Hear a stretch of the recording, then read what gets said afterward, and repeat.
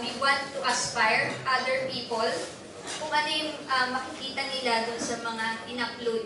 So we want them to aspire from others, and Honda aspire them para yung life nila is maging mas maganda pa. So, yun yung yun yung reason, ano yung connection within the motorcycle and our promo for the Let Your Beat Out campaign.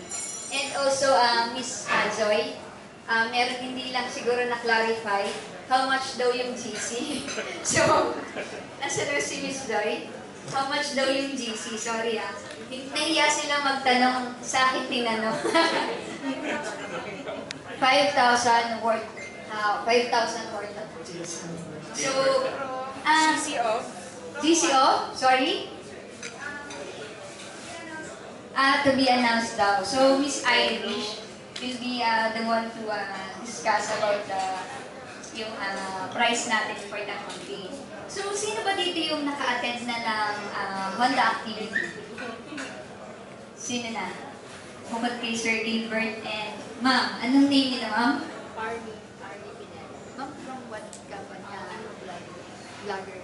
Oh, Ma'am, what do you expect, Ma'am, dun sa magaganap na event namin from sa May 30 and yung mga past event na napuntahan mo?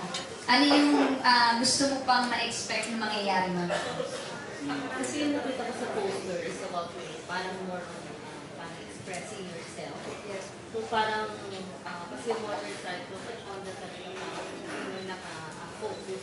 So ngayon parang you're reaching out to other people. And hindi lang yung mga cyclists. So,